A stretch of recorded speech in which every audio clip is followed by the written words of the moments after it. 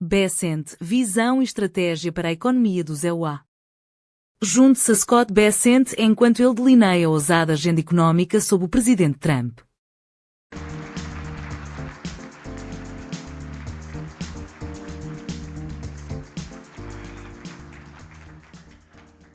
Good morning, and thank you for that kind introduction. It's an honor to be with you. If the namesake of this conference is any indication, this is a meeting for bold people with bold ideas. Well, I work for President Donald J. Trump, so I feel right at home. Mike Milken, like President Trump, is a visionary. In the 1970s, he had the rare combination of guts and intellect to defy the Wall Street consensus. With his heterodox approach to junk bonds, he pioneered a new asset class known today as high-yield bonds. By staying true to his vision, Mike overturned decades of economic orthodoxy. He bootstrapped entirely new industries by redirecting billions of dollars in capital to non-investment grade companies. His colleagues on Wall Street told him he was delusional and a fool, but ultimately, history proved him right. Sound familiar? Like Mike Milken, President Trump has no shortage of critics in establishment circles, but he proved them wrong in his first term, and he is proving them wrong again today. On President Trump's first day in office, he vowed to usher in a new golden age for our country, a golden age America deserves a golden age economy. So for the past 100 days, we've been preparing the soil. We have uprooted government waste and harmful regulations. We have planted the seeds of private investment, and we have fertilized the ground with fresh tax legislation. Next, we harvest, and we want you to harvest with us. America is the Schelling point of global finance. We have the world's reserve currency and the deepest and most liquid capital markets and the strongest property rights.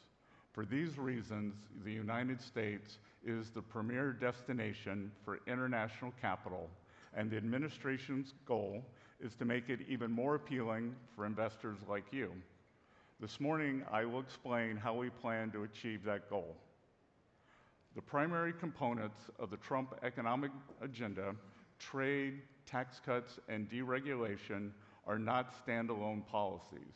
They are interlocking parts of an engine designed to drive long-term investment in the American economy.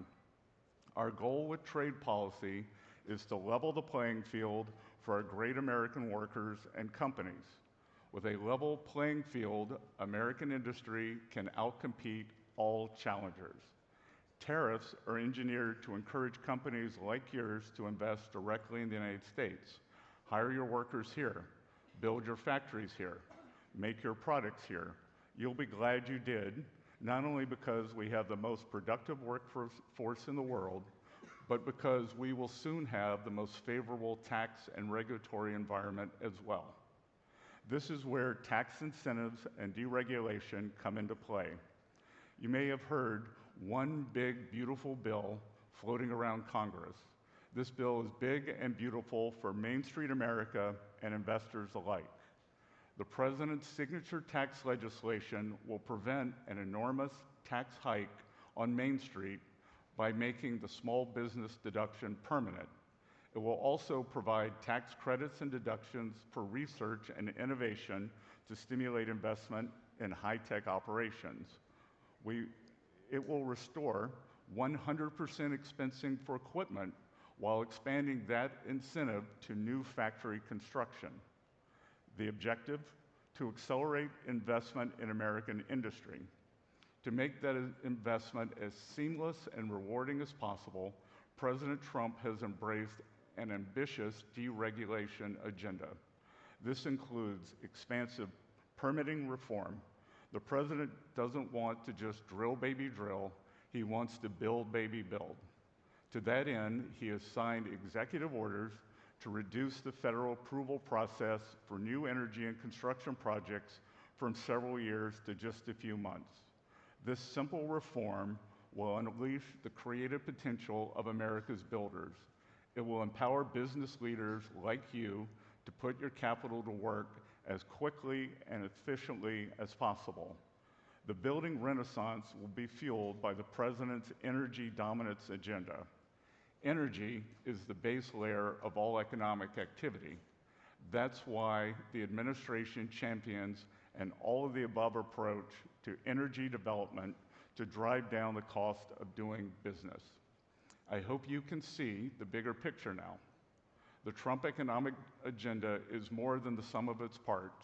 Trade, tax cuts, and deregulation may be three distinct policies, but each policy is mutually reinforcing, and acting in concert, they push toward the same goal, to solidify our position as the home of global capital.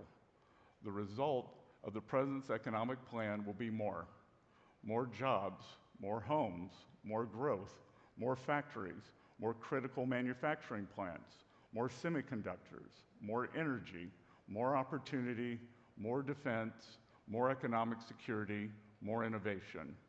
In short, more of all things we need the most. The President believes we can achieve more together. This is the abundant vision he has for the future. He wants everyone to be a part of it.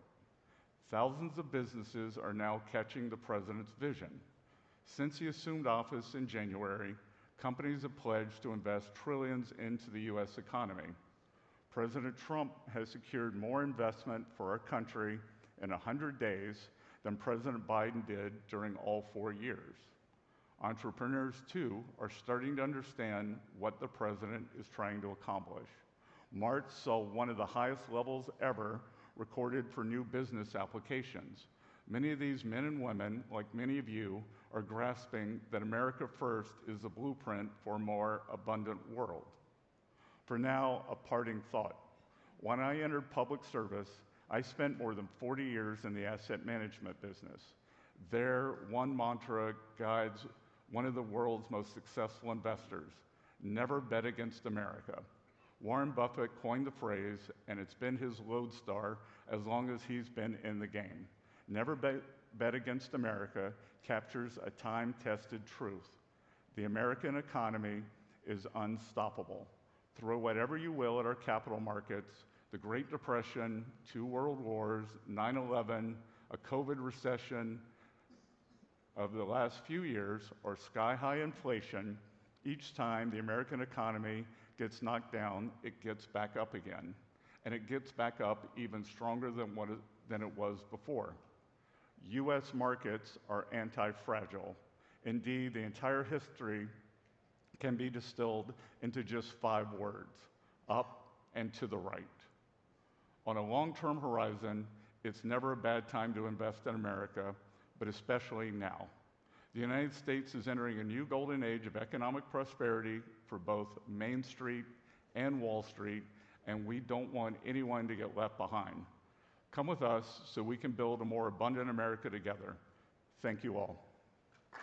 Please welcome Institute Chairman Michael Milken.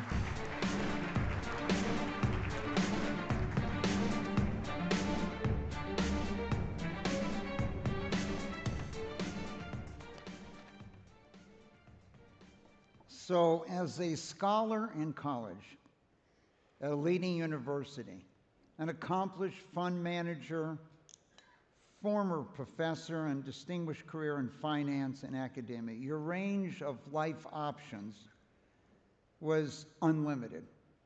What inspired you to choose the field of public service, joining President Trump's administration in a very high-profile and, I should say, high-pressure role?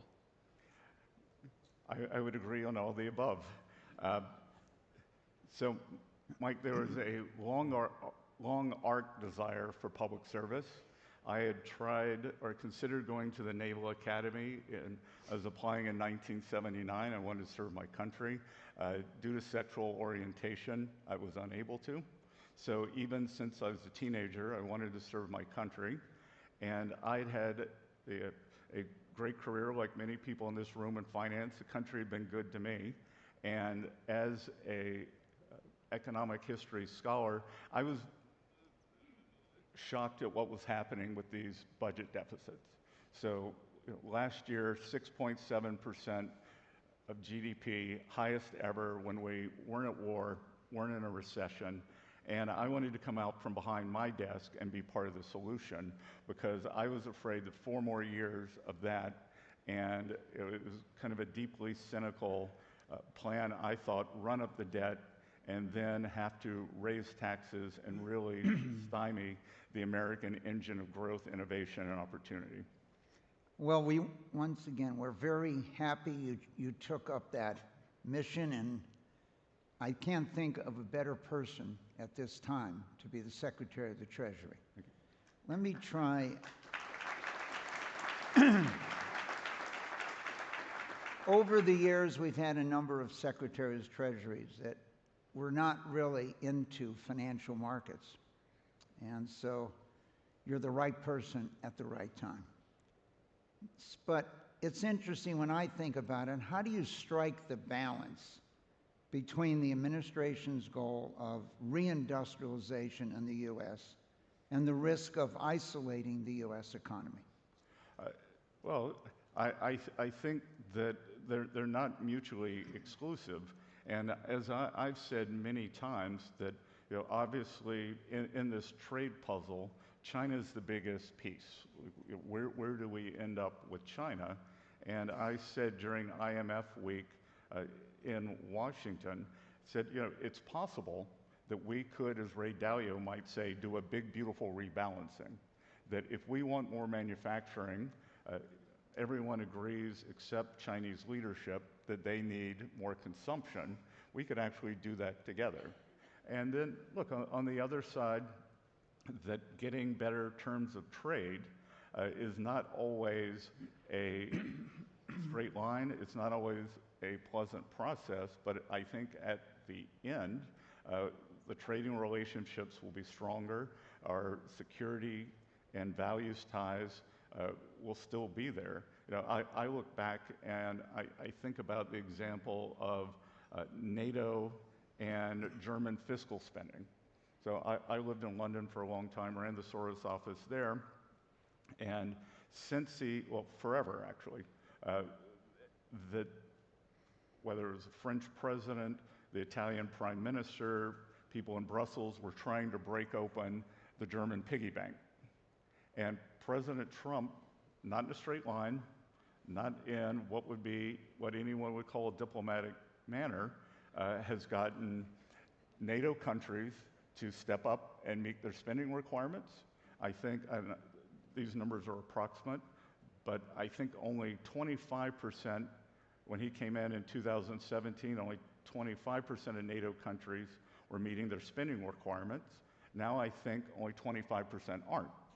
So the Germans, for the first time, are going to allegedly do a big fiscal spend, which will drive European growth. And so can we do the same thing on trade? I think so.